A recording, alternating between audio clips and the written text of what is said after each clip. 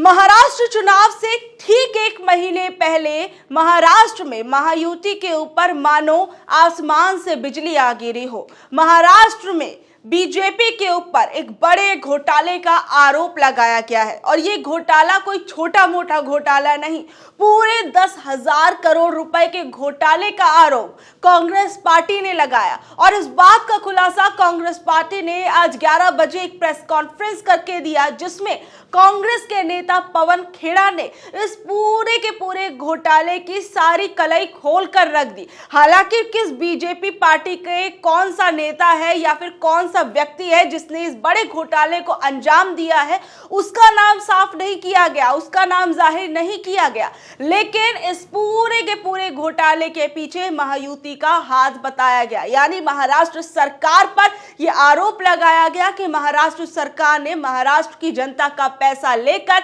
एक बड़ा गबन किया है, एक बड़ा घोटाला किया है।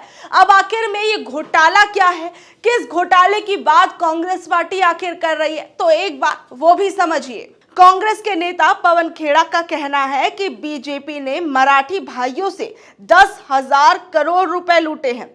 पुणे रिंग रोड प्रोजेक्ट के तहत ये घोटाला किया गया है। Maharashtra state road development corporation MSRDC के अनुसार किसी एक कंपनी को 2 से ज्यादा प्रोजेक्ट्स नहीं दिए जा सकते, लेकिन कॉरपोरेशन का क्राइटेरिया बदलकर एक कंपनी को 4 प्रोजेक्ट्स दे दिए गए। ये काम किसी और का नहीं बल्कि बी यानी बीजेपी कंपनी कर रही है। और इसके बाद पवन खेड़ा ने क्या कुछ कहा है, जरा एक बार आप वो भी सुनिए। आप ये जो सामने आपको दिखाया जा रहा है, इसमें आपको एक और चौंकाने वाली बात मिलेगी कि जो प्रति किलोमीटर की लागत कंस्ट्रक्शन करने की बाकी राज्यों में या NHAI ने जो प्रोजेक्ट्स आवंटित किए थे, उसमें प्रति किलोमीटर की लागत कितनी थी वो आपके सामने है। थोड़ा इसको दिख रहा है आपको क्लियरली। और इन प्रोजेक्ट्स, जिन प्रोजेक्ट्स को मैं आपके सामने लाया हूं महाराष्ट्र के, इसमें वो लागत दुगुनी कर दी गई। ये सबसे चौंका देने वाली बात है। The cost of construction per kilometre has been doubled of what it was in earlier projects given by government, given by NHAI in other states.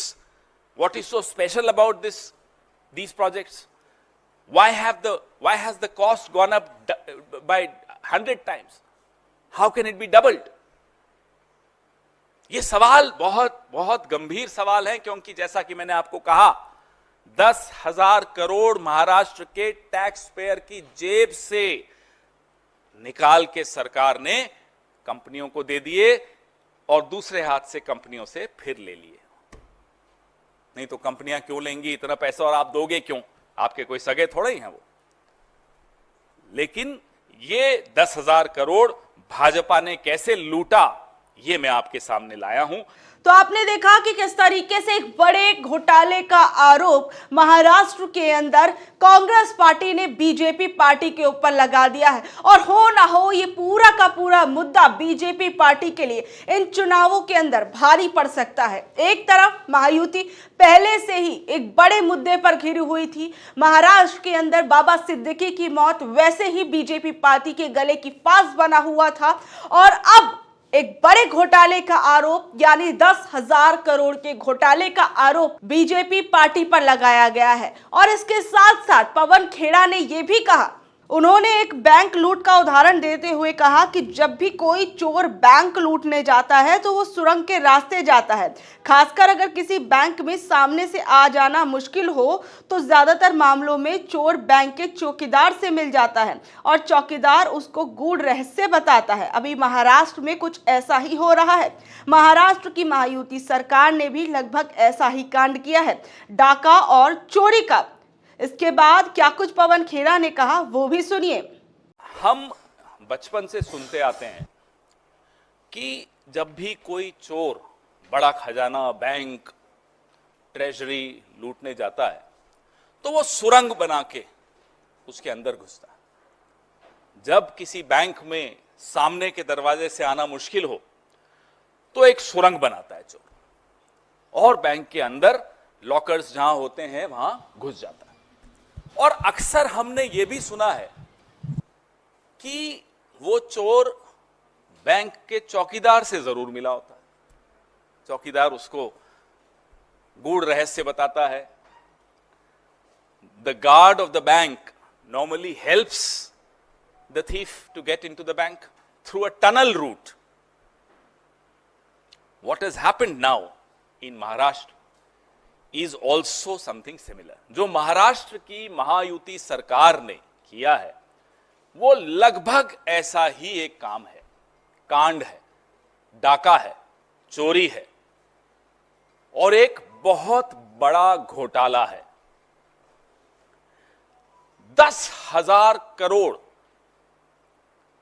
की ये डकैती सरकार ने खुद करवाई है। मैं दोहराना चाहता हूं, I would like to repeat, this massive scam of 10,000 crore rupees has been sponsored by the government of Maharashtra. आप लोग सोचेंगे ये कैसी बातें कर रहा हूं, और ये 10,000 करोड़ महाराष्ट्र के हमारे मराठी भाइयों के, हमारे मारवाड़ी भाइयों के, हमारे गुजराती भाइयों के, हमारे तमाम लोग जो महाराष्ट्र के टैक्स पेयर हैं, मेहनत करते हैं, पसीना बहाते हैं, उनकी कमाई से 10,000 करोड़ लूटा गया, सरकार द्वारा लूटा गया।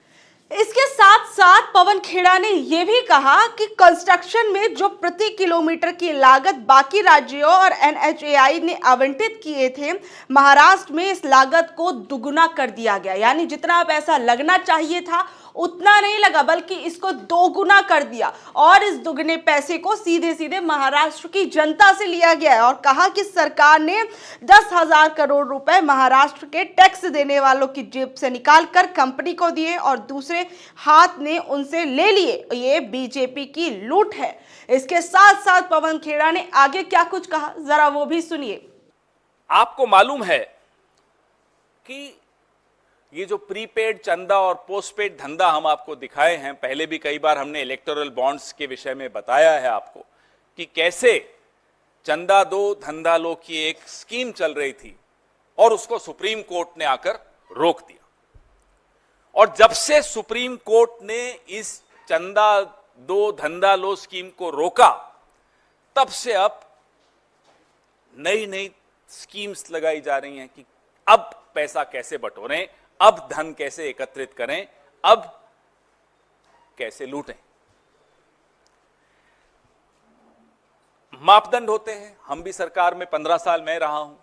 टेंडर्स जब निकलते हैं, इंफ्रास्ट्रक्चर के टेंडर्स निकलते हैं, उसके मापदंड होते हैं और वो मापदंड कई गाइडलाइंस को दिमाग में रखते हुए, उसमें CVC है, उसमें तमाम अलग अलग गाइडलाइंस हैं जिनको दिमाग में रखते हुए बनाए गए हैं।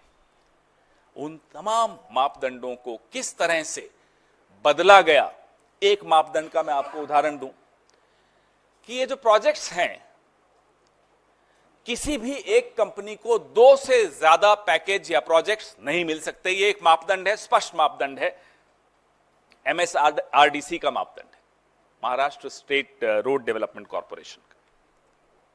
लेकिन एक कंपनी को 4, दूसरी कंपनी को 4, ये 8 प्रोजेक्ट्स जो मैं आपके सामने लाया हूं, 8 पैकेजेस जो मैं आपके सामने लाया हूं, ये 8 पैकेजेस 2 कंपनियों में बांट दिए गए। मापदंड था 4 कंपनीज को आप दे सकते हो, क्योंकि एक कंपनी सिर्फ 2 पैकेज ले सकती है, लेकिन यहां एक कंपनी ने 4 पैकेज ले लिए। ये आपको मैंने पहला मापदंड कैसे हटाया गया वो दिखाया। एक और मापदंड था कि कंपनी को सुरंग बनाने का अनुभव होना चाहिए।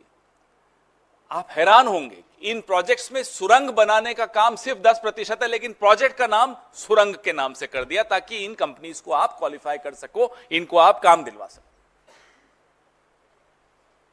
आप सोचिए, और इसमें मैं हम सबको जिम्मेदार मानता हूं, CAG से लेकर मीडिया से लेकर हम सब देश के नागरिक जिम्मेदार हैं कि किस बेशर्मी से एक सरकार लूट सकती है इंफ्रास्ट्रक्चर टेंडर के नाम पे, वो बेशर्मी आज तक 75 साल में आपने नहीं देखी होगी। The brazenness with which a government can loot its people has not been seen in the last 75-76 years, and I hold all of us responsible for that, whether it's the CAG of India, whether it's the media of India, whether every single citizen. We need to be aware, we need to be alert, we need to see what's happening around us. ये बिना रोक टोक के, कोई शर्म लिहाज नहीं, कोई हया नहीं, कोई दिक्कत नहीं, कोई भय नहीं, कुछ डर नहीं, ये कब आता है? जब आपको भरोसा होता है कि ये कोई देख नहीं रहा, और अगर कोई देख रहा है तो भी मेरा कोई कुछ नहीं बिगाड़ सकता। ये मानसिकता इस सरकार की, भाजपा सरकार की ऐसी आ गई है कि पहले जो काम महाराष्ट्र में हम सुनते थे, बचपन में आप लोग भी सुनते थे कि डी कंपनी लूटती है साहब, फिरौती ले लेती है, किडनैप कर लेती है, धमकाती है। माफ कीजिएगा, अब एक नई कंपनी है, उसका नाम है B company, B for BJP. अब ये काम बी कंपनी कर रही है। इलेक्टोरल बॉन्ड्स में भी 13% इलेक्टोरल बॉन्ड्स का चंदा महाराष्ट्र से वसूला गया था। बी कंपनी, याद रखिएगा, ये नाम अब बार बार दोहराया जाएगा।